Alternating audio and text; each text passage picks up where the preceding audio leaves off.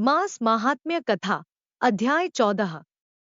श्रीनारायण जी बोले, इसके बाद चिंता से आतुर राजा दृढ़धनवा के घर वाल्मीकि मुनि आए, जिन्होंने परम अद्भुत तथा सुंदर रामचंद्र जी का चरित्र वर्णन किया है। राजा दृढ़धनवा ने दूर से ही वाल्मीकि मुनि को आते हुए देखकर घबराहट के साथ जल्दी से उठकर भक्तियुक्त हो उनके चरणों में दंडवत प्रणाम किया। भली भांति पूजा कर उत्तम आसन पर ऋषि को बैठाकर उनके चरणों को गोद में लेकर दोनों हाथों से धोया और उस चरणोदक को बड़े हर्ष के साथ शिर से धारण कर शुक पक्षी की बात स्मरण करता हुआ राजा दृढ़धनवा ने मधुर वचन से यो कहा।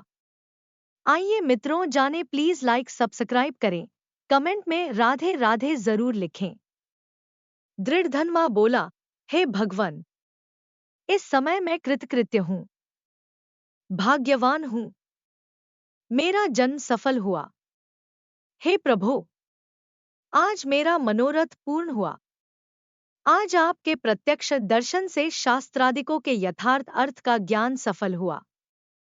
हे जगत के पावन करने वालों के पावन करने वाले, आज मैं अपने भाग्य का क्या वर्णन करूं। श्रीनारायण बोले, इस तरह वाल्मीकि मुनि को कहकर वह राजा मौन हो गए। बाद वाल्मीकि मुनि उस राजा को विनययुक्त देखकर बड़े प्रसन्न हुए और जनता को आनंदित करते हुए बोले।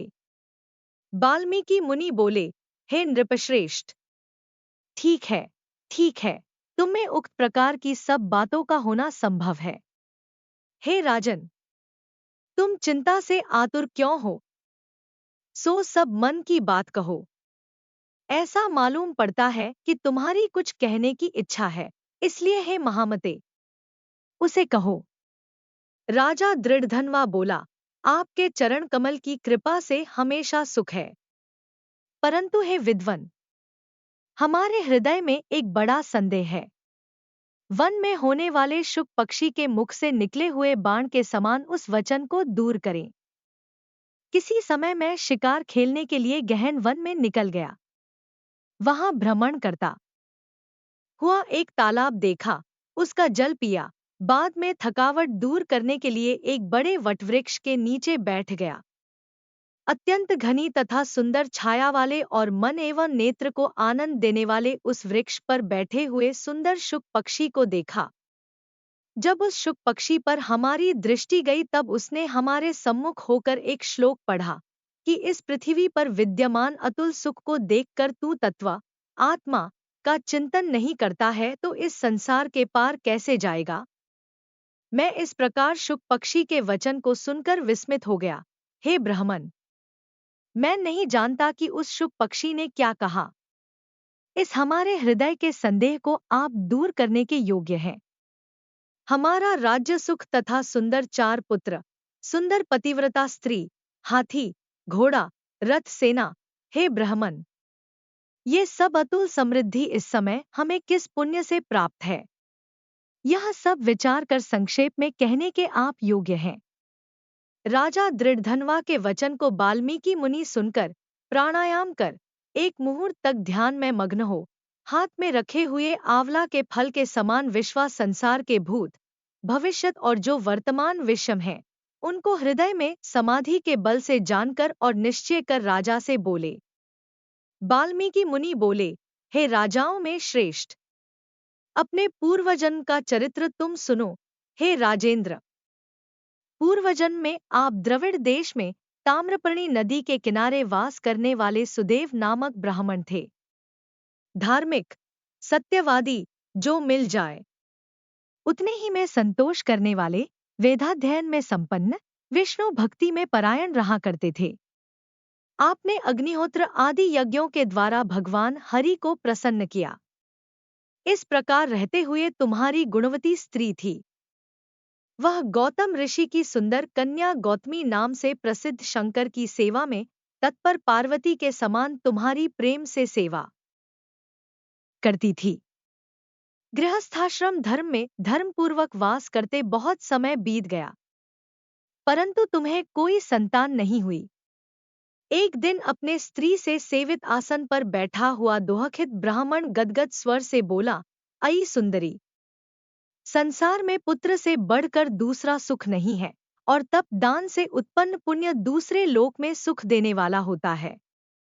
शुद्ध वंश में होने वाली संतान इस लोक में तथा परलोक में कल्याण करने वाली होती है। उस श्रेष्ठ पुत्र के न मिलने से मेरा जीवन निष्फल है। न तो मैंने पुत्र को प्यार किया और न वेद पढ़ने के लिए सोने से जगाया, न तो उसका विवाह किया, इसलिए मेरा जन्म व्यर्थ में चला गया। अभी मेरी मृत्यु हो, मेरे को आयुष्य प्रिय नहीं है। इस प्रकार अपने प्रिय पति का वचन सुनकर स्त्री गौतमी खिन्न मन हुई। बात धैर्य धारण करती हुई, प्रिय वचन बोलने में चतुर, प्रिय पति के प्रेम में मग्न वह स्त्री अपने पति को समझाने के लिए सुंदर वचन बोली। गौतमी बोली, हे प्राणेश्वर, अब इस तरह तुच्छ वचनों को न कहिए। आपके समान भगवत भक्त विद्वान लोग मोह को प्राप्त नहीं होते हैं। हे विभो, आप सत्य धर्म में तत्पर रहने वाले हो, आपने स्वर्ग को जीत लिया है। हे सुव्रत, अर्थात हे सुंदर व्रत करने वाले, आप जैसे ज्ञानी को पुत्रों से सुख की प्राप्ति कैसी, अर्थात ज्ञानी पुरुष पुत्रों से होने वाले सुख की इच्छा नहीं करते हैं। हे ब्राह्मण, पहले चित्रकेतु नामक राजा पुत्रशोक से संतप्त हुआ, तब नारद और अंगिरा ऋषि के आने पर पुत्रशोक से मुक्त हो संसार से उद्धार को प्राप्त हुआ। इसी प्रकार राजा अंगवेन नामक दुष्ट पुत्र के कारण रात्रि के समय वन को चला गया। इसी तरह हे स्वामिन, आपको भी संताति दुहख देने वाली होगी। फिर भी हे तपोधन, यदि आपको सत्पुत्र की लालसा है तो प्रसन्नता से जगत के नाथ, समस्त अर्थों के दाता हरि भगवान की आराधना करें। हे ब्राह्मण, पहले सांख्याचार्य कर्दम ऋषि ने जिनकी आराधना कर पुत्र को प्राप्त किया, जो कि पुत्र योगियों में श्रेष्ठ कपिल देव नाम से प्रसिद्ध हुआ। ब्राह्मण श्रेष्ठ इस प्रकार अपनी धर्मपत्नी के वचन सुनकर तथा निश्चय कर उस अपनी गौतमी स्त्री के साथ ताम्रपर्णी नदी के तट पर गया। वहां जाकर उस पवित्र तीर्थ में स्नान कर अत्यंत श्रेष्ठ तप करता भया। 5 दिन के बाद सूखे पत्ते तथा जल का आहार करता था। इस प्रकार तप करते उस तपोनिधि सुदेव ब्राह्मण को 4000 वर्ष व्यतीत हो गए। हे ब्राह्मण, उसके इस तपस्या से तीनों लोक कांप उठे। भक्तवत्सल भगवान उस सुदेव ब्राह्मण के अत्यंत उग्र तपस्या को देखकर जल्दी से गरुड़ पर सवार होकर प्रकट हुए। श्रीनारायण बोले, नवीन मेघ के समान जगत की रक्षा करने में समर्थ 4 भुजा वाले प्रसन्न मुख मुरारी को देखकर सुदेव शर्मा ब्राह्मण हर्ष के साथ मुकुंद भगवान को साष्टांग प्रणाम करता हुआ बोला। इस प्रकार कथा का 14वां अध्याय समाप्त हुआ। धन्यवाद। राधे राधे।